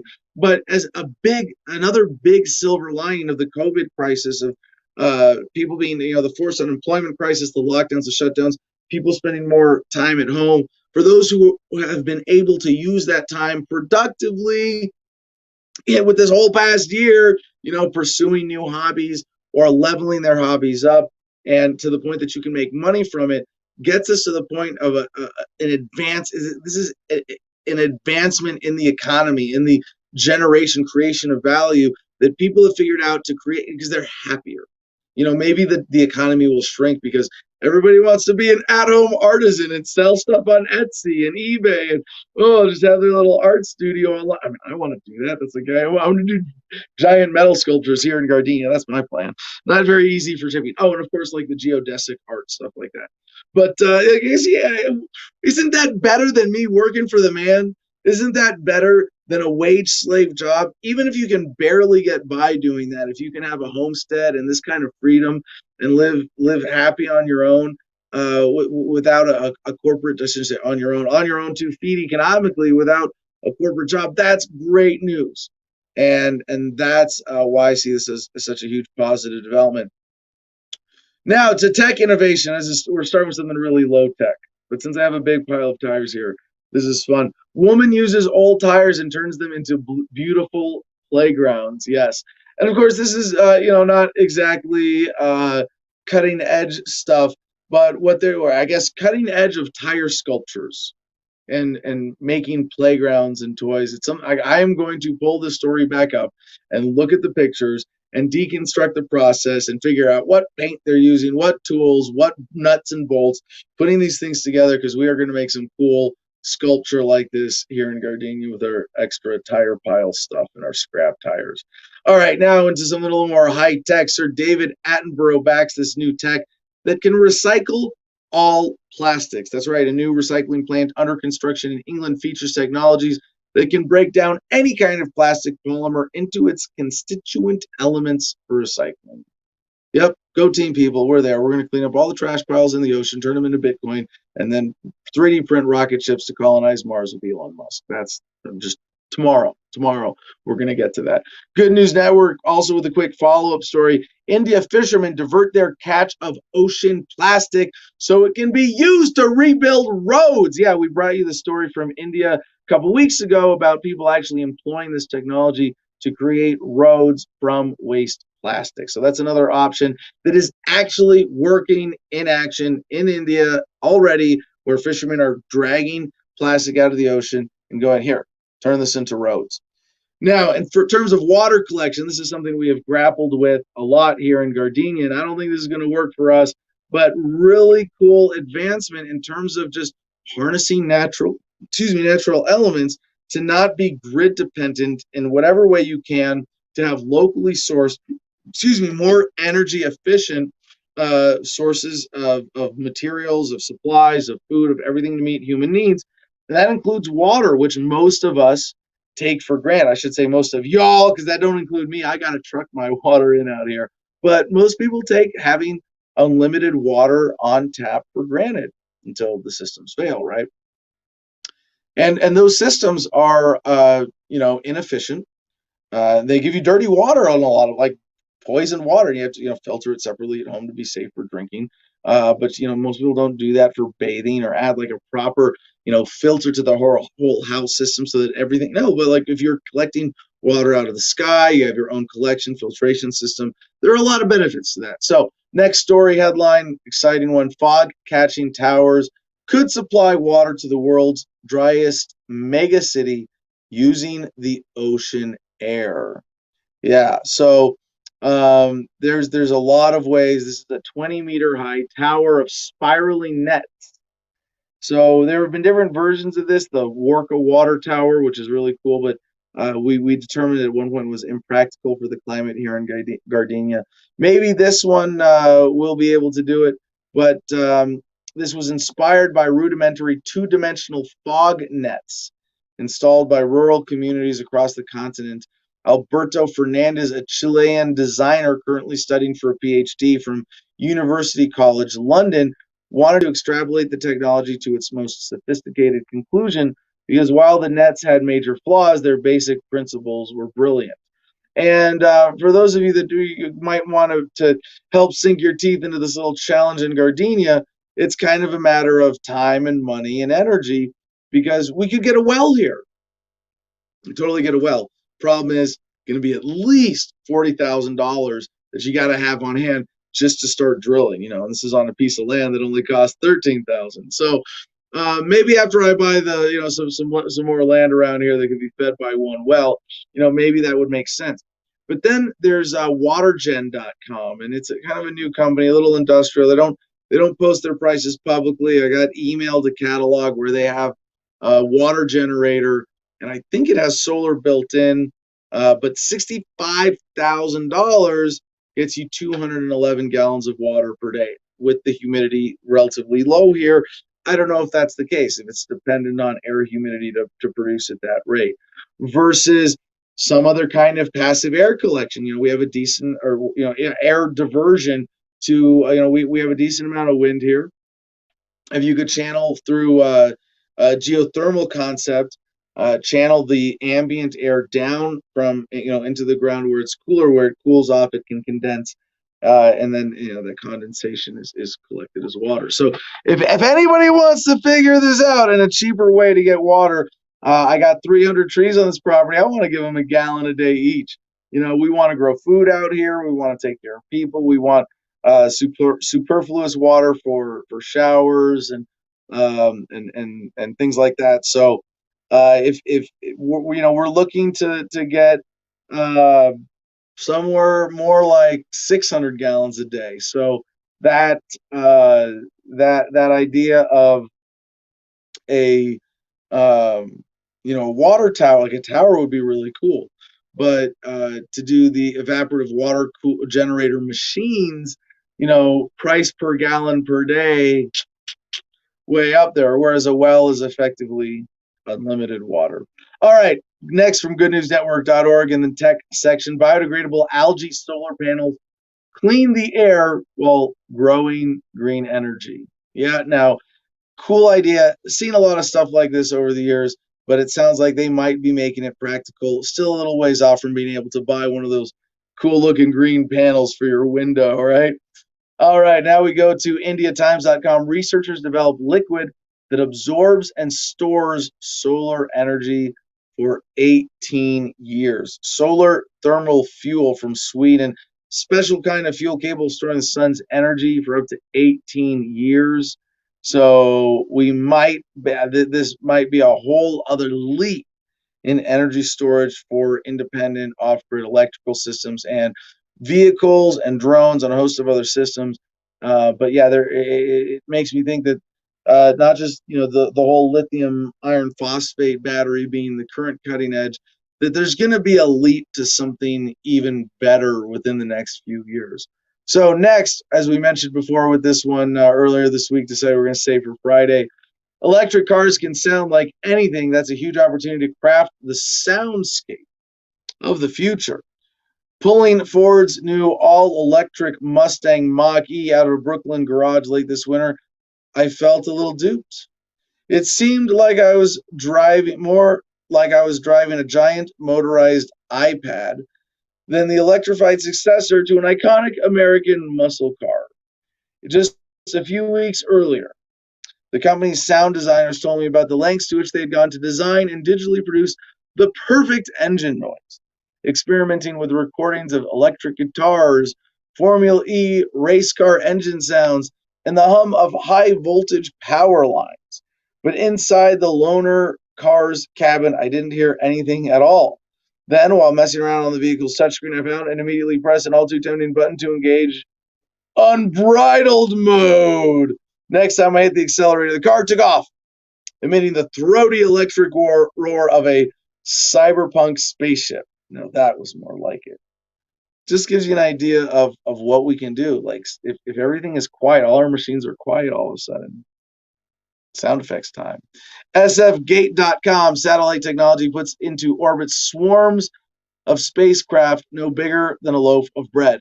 The avalanche was, all right, I can't get into this whole story. Just a cool headline. But yeah, satellite technology, loaves of bread, blah, blah, blah, fun stuff. Politico. Not where I'd expect to see this story. It's thrilling, exciting, and terrifying. NASA prepares for first helicopter flight on Mars. So this is a little preview. This is happening. They're launching the Ingenuity on Sunday. They say this has been decades in the making, and we will definitely if you want to follow up on this, Sunday, helicopters expected to lift off on Mars Sunday night, making history as the first powered flight off of Earth that we know of by humans, right? Yeah, so check that out. We'll have an update next Friday, unless it crashes gloriously, and we can cover it with the regular bad news on Monday. The Independent, Gemini North has helped confirm the discovery of the most rapidly rotating brown dwarfs known to date. Sorry, that's the caption. The headline, scientists discover record-breaking failed stars that are nearly tearing themselves apart. Up next, we have a couple of cool visual ones. This is just really crazy with the moon. It's just a picture of the moon with inverted colors. And the headline is mind-bending pictures of the moon with inverted colors show where magma once flowed. And, you contrast this with the normal, just gray, pockmarked pictures of the moon that we're used to seeing. With a little photo manipulation, they're able to make it look very stark and clear and show some other geologically historical elements of the moon. So the next story related to that from also Good News Network, Global Telescope creates exquisite map of black holes swirling magnetic field. You want to see what a black hole looks like? That is what a black hole looks like. Excuse me. Look for the pyramid of light in the night sky known as the zodiacal glow. That's from goodnewsnetwork.org. Also, our next headline, zodiacal. I don't know. You say maniacal, so why not zodiacal? I guess this is the zodiacal glow. And this is actually something last night, as the sun was setting, we were hoping the Milky Way would come out. I didn't for a couple hours, but I looked out later at night when I got up to pee, and even here in Gardenia, you can see the Milky Way as a clear band. Maybe band suggests definitive edges, a fuzzy band across the sky. And I think earlier what we were looking at was this. And I was actually confused. I thought, wait, that seems like odd orientation, but very low light pollution up here. But we do have occasional haze, and occasionally we're impatient and don't wait till the total glow of the sun has left the sky. Until April 13, a phenomenon that can only be sighted twice a year is occurring above our heads. Look toward the western horizon around an hour after sunset, and if the air is clear, you could see a zodiacal light. Seen in the northern hemisphere just after twilight, according to NASA, what we're seeing in that faint glow is sunlight reflected toward Earth by a cloud of tiny dust particles orbiting the sun. According to the U.S. Space Agency, while there's now solid evidence that Mars, the dustiest planet scientists know of, is the source of zodiacal light, it cannot yet be explained exactly how this dust could have escaped the grip of Martian gravity. For the Royal Astronomical Society of Canada, Dr. Roy Bishop, Emeritus Professor of Physics at Acadia University, describes the celestial sight beautifully. Quote, the zodiacal light appears as a huge, softly radiant pyramid of white light with its base near the horizon and its axis centered on the zodiac, or better, the ecliptic in its brightest parts. It exceeds the luminance of the central Milky Way. Who wouldn't want to see that? With the weather getting milder, it's a very good time to gaze up at the night sky. Let us know if you see this particular light pillar shooting up, and good luck with your zodiacal hunt. Now, this reminds me, because we did do a little bit of night photography. We're not going to have time to even get to the drug set. We're gonna have like a giant good news on the drug war segment on Monday with GI Mary Jane when she's in studio. But let's see if I can pull this up. I want to go back because we did some night photography that was facing west the last couple nights, getting the sunset and then the trailing light from that and the stars. And I mean, maybe that was maybe that's what I was capturing. Jim, when you pull up the Garden of Freedom Instagram, let's see. I think it's on my page. Oh, hey, GI Mary Jane is in studio now, and it is still too late to get to that segment. Okay, but here's the picture. So you look at the last two pictures. In one of them, we're seeing the glow of the actual sunset. It's not like an hour after. But that most recent one, Joey, that picture that we were editing last night, that was the zodiacal glow. Oh, that was so incredible. That was, yeah. So that's that's our thing. That's a thing, and apparently, what it is that until April 13th, there's a cloud of dust around the sun. Normally it's the moonlight is, the sun, like the Earth is here, the sun is here, the moon's over here, reflects off the moon, and you see it at the sun, or you see it hit you, right? Well, imagine that light now is going and illuminating this cloud of dust around the sun. And so an hour after the sun, my hands don't make any sense. An hour after the sun goes, below the horizon, you can't see the sun. Now what you see is the I gotta get my finger on screen, or people aren't even gonna know what I'm trying to do. The dust is being illuminated. All right, so I got to skim through some more headlines and at least get through our regular good news segments. But yeah, the zodiacal glow for the next 4 nights. If you look to the west, an hour after sunset. All right, CBS, SF Bay Area, Lawrence Livermore researchers testing out nuclear blast defense against Earth-threatening asteroids. I don't know if that's really good news, but it's cool that we're doing it, right? And they go, testing out? What are they doing? Just throwing nukes up into the air, and they're going, well, if there was an asteroid there, we would have hit it and saved all of your lives, even though you're all dying from radiation poisoning now. I don't think that's what's happening. ScienceNews.org, uranium snowflakes could set off thermonuclear explosions of dead stars. I don't know, just a really cool picture here. But we don't have time to get into that. Yeah, all right, so now I'm going to take another rip, and we're going to do the quickest alien segment we've ever done. We'll James plays our intro. Ladies and gentlemen, if you will, look right here.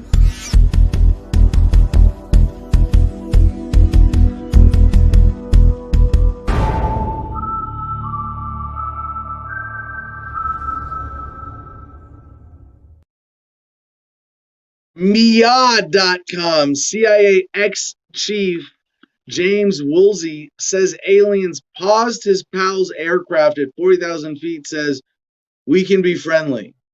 No, fuck you. This guy's making shit up. This guy's fucking with us. And this is every story about aliens, I got to remind you, it's someone's fucking with you. Because if it's aliens and they're coming like it's actual alien, if it's actually aliens sending drones around and like, fucking up cows, they're fucking with us. If it's military's doing that, it's military's fucking with us. If it's government lying about either of those things, it's government fucking with us. Either way, you can't talk about the situation with aliens without talking about how government is fucking with us. And I'm pretty sure that if aliens paused his pal's aircraft at 40,000 feet and said, we can be friendly, you're the CIA chief's pal. We're going to talk to you in midair. That's how we're going to contact humankind. No, sorry, don't believe it. All right, futurism.com, famed physicist, soon to launch telescope, likely to discover alien life, but he thinks contacting them would be a terrible idea. Be afraid, but we're going to contact them anyway. CBS DFW, viewers in North Texas report seeing mysterious streak of lights in the sky. What was that? That's the question some people in North Texas have as they witnessed a strange streak of lights in the night sky Wednesday. Yeah, more sightings, fun stuff to get into and theorize about. Also, here's the big one. This is the astonishing new footage. This is from Daily Star. Captures pyramid UFOs swarming U.S. Navy destroyer. The amazing video and collection of photos of a spherical craft swarming a U.S. Navy destroyer were allegedly part of a classified briefing conducted to destigmatize the UAP problem. Pretty wild looking. Yeah, looking at these triangles, pyramids floating in the sky, looks like a laser light show. Doesn't look like. And it's why is this like? This is leaked by the U.S. Like, are Navy command officers like, hey, you want to fuck with people? We could come up with it. We're patrolling the night sky with. I mean, this is night vision, right? No, I don't know. Yeah, somebody's fucking with us. Vice.com, motherboard, mysterious radio blasts from space just got a whole lot weirder somehow. Scientists discovered that so-called giant radio pulses coincide with X-rays, suggesting they are hundreds of times more energetic than previously thought. Now, all right, now we go to our Understanding Nature segment. Can we get through this in a few minutes?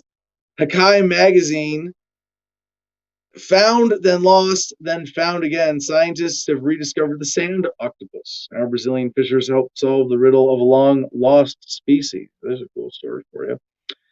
Also, Indy100.com, how monkeys made more friends after their island was devastated by hurricane.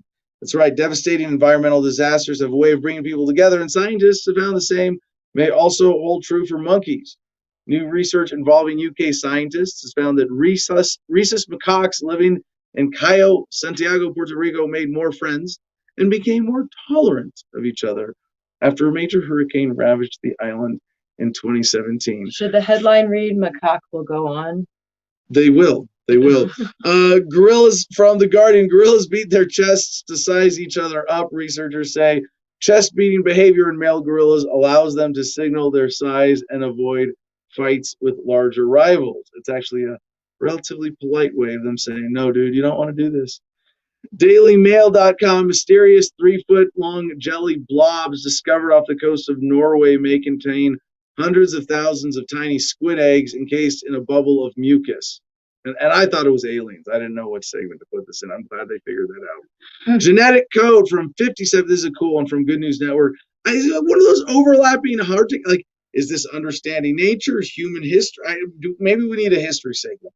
Genetic code from 5,700-year-old chewing gum reveals extraordinary details of young Danish woman. Yes, like human woman. A 5,700-year-old lump of pitch from a tree provided intriguing details to archaeologists about the intimate details of a Stone Age Danish woman, and the chewing gum sheds new light on the evolution of our species. Yeah, that's how we're learning about ourselves these days. Associated Press: explosive eruption rocks volcano on Caribbean's St. Vincent. An explosive eruption rocked La Soufriere volcano on the eastern Caribbean island of St. Vincent on Friday. I guess I should say Saint Vincent if I'm using the consistent French pronunciation. Yeah, I'm very confusing of myself. On Friday, following mandatory evacuation orders from the local government, emergency management officials said the ash column was about 20,000 feet. They measured it. The special government tape measure high, and that the ash was headed east into the Atlantic Ocean. So just fun natural news, not so much understanding nature, except that we're measuring ash plumes like never before, 20,000 feet into the air. Good News Network: bird protectors built a giant sandcastle to ensure these martins have a nesting home for years to come. Just good, fun, feel-good story. And then also Good News Network, there's another like overlapping nature history story. Down the rabbit hole. This whole headline just says it all. It's a mindfuck. Bunnies in Wales dig up treasure of 9,000-year-old artifacts. Yeah, thanks, rabbits. Alone on the windswept island Stockholm, wardens have found Stone Age tools and a pottery shard from an unlikely survey plot down a rabbit burrow. The finds date to 3,750 to 9,000 years old and include tools for making seal hide clothes and boats and the shard of a funerary urn, suggesting the small island could have been used for a ritual burial. And if the rabbits hadn't chosen right there to dig their holes and get down and throw that up, we would have had to have waited for drones and high-tech sonar to discover this stuff. But thanks, rabbits. Do you think the rabbits will get in trouble for not having a permit? Oh yeah, no, they definitely did not get government permission for that dig. They did. Well, no, wait, no, this was in Wales. No, they're pretty obedient there. I think they have an 811 line, like, call before you dig, set up for rodents. So the rabbits had plenty of opportunity. Oh yeah. But Good News Network, and this is great with the hummingbirds coming out here in Gardenia, with the weather warming up a little bit, like a beautifully tuned instrument. 2,000 microphones unlock the mystery of why hummingbirds hum. And could they use this to make drones quieter? Ooh, yeah. So fun video on there if you want to watch that. Again, links, I will remind you, all available at t.me/Adam versus the Man. And finally, to round out our show today, we are almost on time. goodnewsnetwork.org. And I don't know if this is understanding nature or human optimization or just random fun animal stories, but there's no way I'm skipping this one. Woman uses lockdown to teach her clever dog math and colors with homemade flashcards. Yeah. To what level the dog actually knows math, or it's like, the horse, clomp twice for yes and whatever. Stomp your hose once for yes and two for no. We'll see.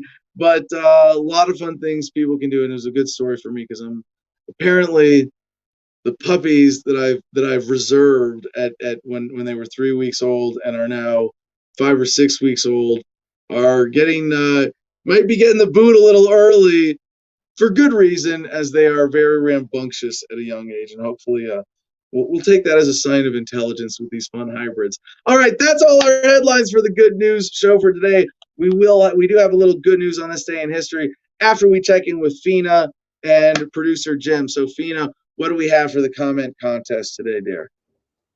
All right. Well, I think we've got a lot of great songs on here. Okay. So Ronnie Mayer, Adam, you, and Carrie Kent all said Redemption Song by Bob Marley. So I said it like the second before the lag in the broadcast got anybody saying Redemption Song was ripping that from me. Well, I don't know. Actually, I was thinking of it because Joey mentioned She made a Facebook post, what was it, a year ago, help me sing these songs of freedom. And people did the lyrics one sentence, one post at a time underneath. It was beautiful. So let me tell you about some other songs that came up.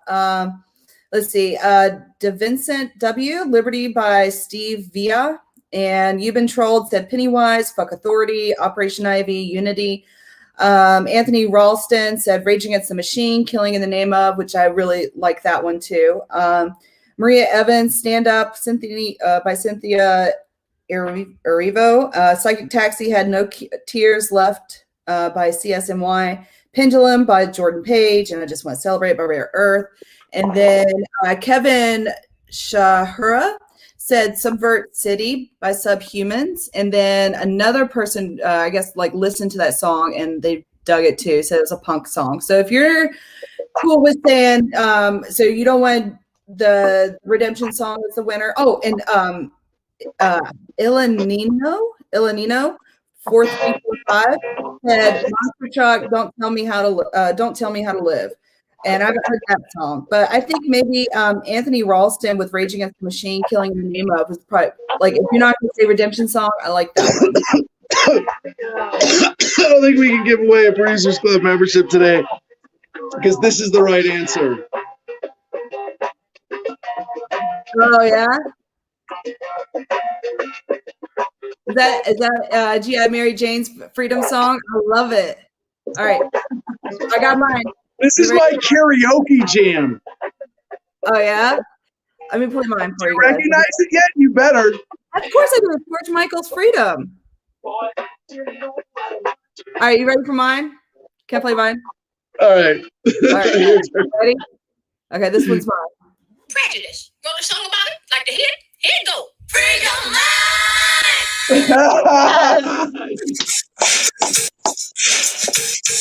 That's mine. I just want to hear the Free Your Mind one more time.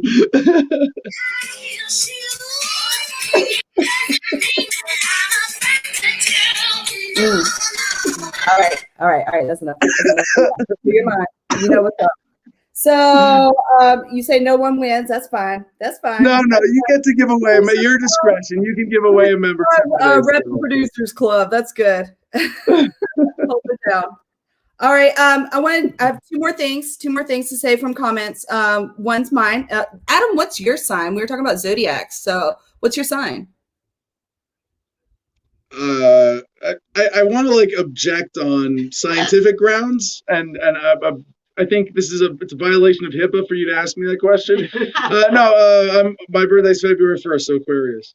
Aquarius. All right, cool. I'm a Leo. I don't know what you guys in the comments are, but we went there Zodiac today. So just we were talking about the Zodiac in scientific terms, not hocus pocus terms. I don't know there's a difference between astrology and astronomy. It's Friday.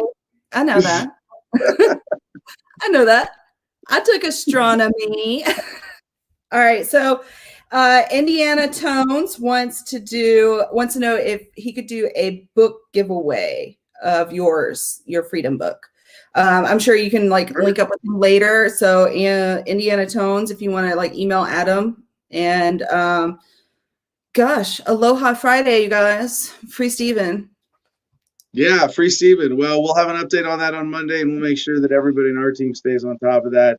And if there are any critical updates, that'd be the kind of thing we post at t.me/Adam versus the man. So, Jim, any final thoughts for Fina Friday before Jim plays you off with your video? That's all. Be wonderful to each other and spread the love of Aloha. Mwah, well said. Jim. Aloha.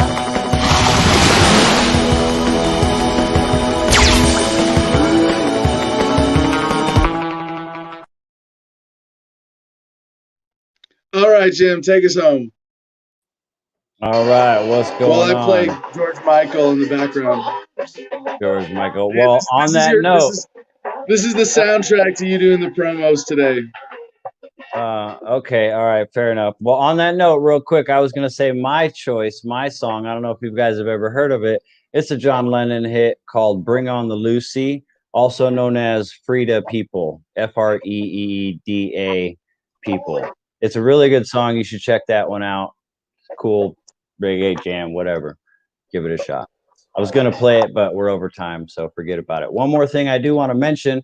I don't know if you noticed in Producers Club chat, the co-host chat, on Steven's issue, if you have questions for Steven's situation or you have resources or ideas for ways to help him, you can contact jenniferwilson.ncma@gmail.com. That's Steven's fiance. So that would be the closest link to be able to find out the most direct way to help in any way you can. So there you go for that. Check that out. Other than that, yeah, as Adam mentioned, we got our public Telegram channel at t.me/Adam versus the man. Nobody was cool enough to win access to the private Producers Club chat, so we're just going to remain cool all by ourselves today, I guess, and see what happens next week. But until then, go to adamversustheman.com. Check out everything there. Why do I hear my own voice? I don't What know. did I do? I'm on a lag or something. Something's weird. Anyways, go to adamversustheman.com and do all the things. Click all the buttons. You know everything. My system's shutting down. All right. Thank you very much, Tim. Thank you, Athena. Thank you, everybody, for making this an awesome week for Adam versus the Man. We had a lot of fun on the air today. Back with a COVID block on Monday and Wednesday, our regularly scheduled deprogramming. We got some fun guests lined up for next week. Thank you to Jane Nygaard, the Turbine Guy, for joining us today. And very briefly to sign off with good news on this day in history, we have at least one very positive note for, although the ending of the Civil War was problematic in many ways, at least it did happen.